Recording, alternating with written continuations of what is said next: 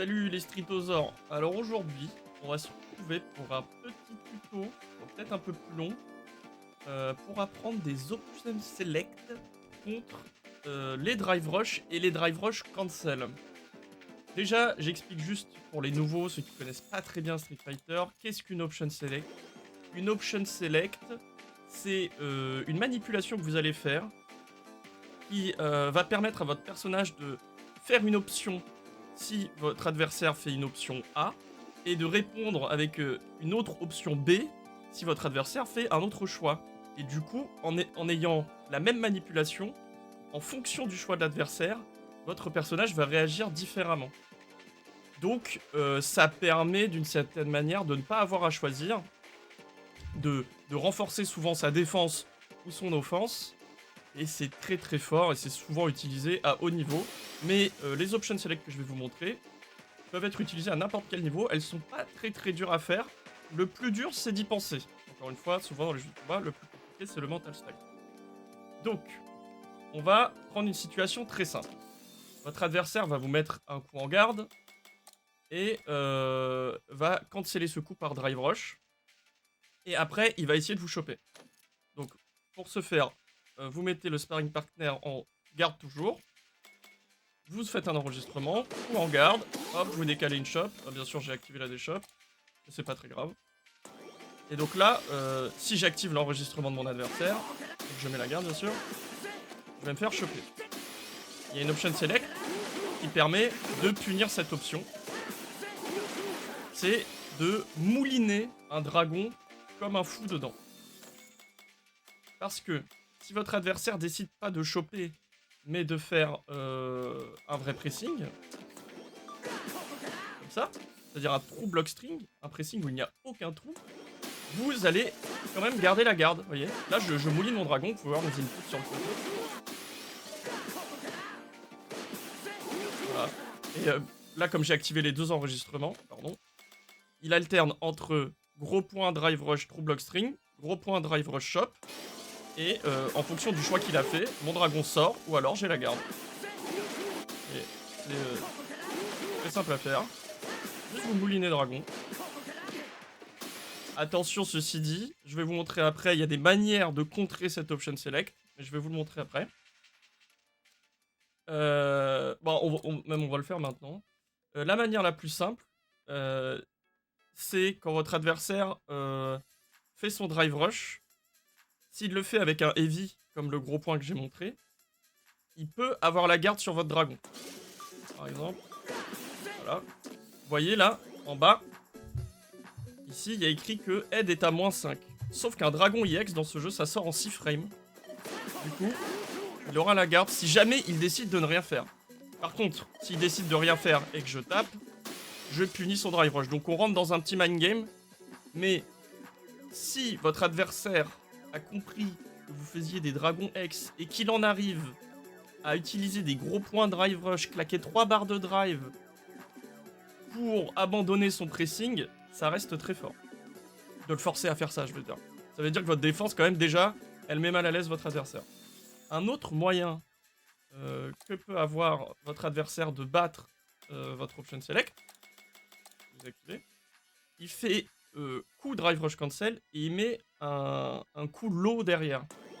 Par exemple, ouais, bas petit point avec. Donc là, vous allez voir, normalement, voilà, si je bourre mon drive rush, je me suis fait ouvrir.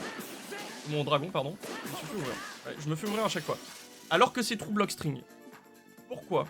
Parce que je ne sais pas pour quelle raison, dans Street Fighter 6, même si un pressing est un true block string, si vous enlevez votre garde basse et que votre adversaire fait un coup de low, vous allez perdre votre garde.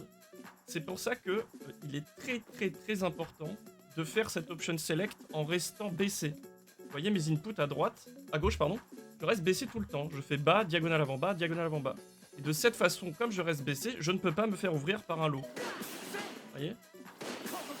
Là, je fais que mouliner et c'est impossible de se faire ouvrir. Alors, je sais qu'en fonction du type de contrôleur qu'on utilise, c'est plus ou moins simple. Leverless et Stick Arcade, c'est assez simple de mouliner des dragons en étant baissé. Je sais qu'à la manette, comme c'est un peu moins précis, on peut avoir tendance à ripper vers l'avant. qu'il faut comprendre aussi, c'est que dans la même logique que de mouliner un dragon, vous pouvez mouliner une super. Et là, je mouline ma level 1. Si jamais, je crois que c'était ça la shop, j'ai oublié.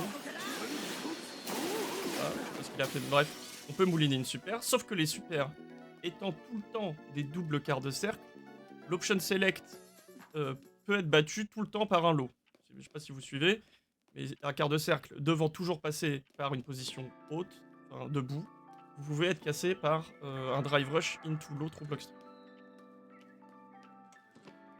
Voilà.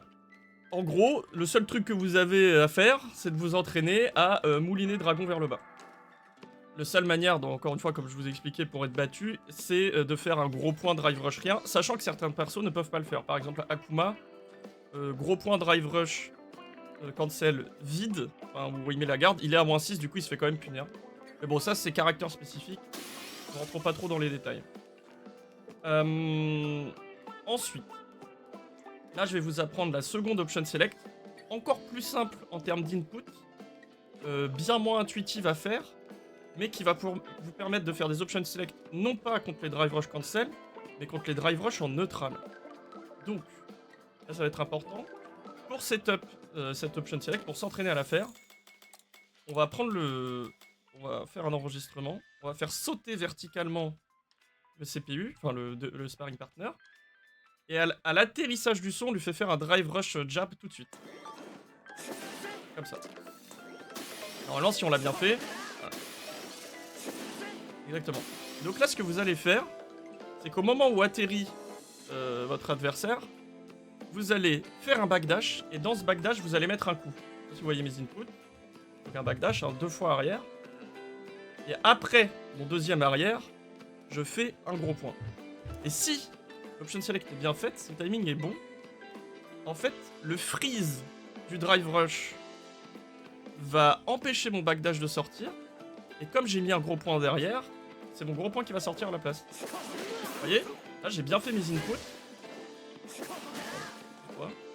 J'ai bien fait mes inputs.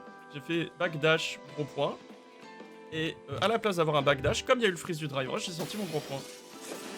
Là j'ai raté. D'accord. Là j'ai réussi. C'est un training à faire. Alors, évidemment, en fait, cette option select va être utilisée dans des situations où vos adversaires ont tendance à drive rush. Parce que d'une certaine manière, c'est à la fois un read, mais vu que votre read, s'il ne sort pas, enfin si votre read est mauvais, vous sortez un backdash, c'est très très safe en neutral. Mais une situation ultra classique. Après une D-shop, très souvent, les adversaires vont avoir tendance à drive rush. Parce que la distance créée après une D-shop est très forte pour avoir un drive rush efficace. J'ai raté, évidemment. Voilà.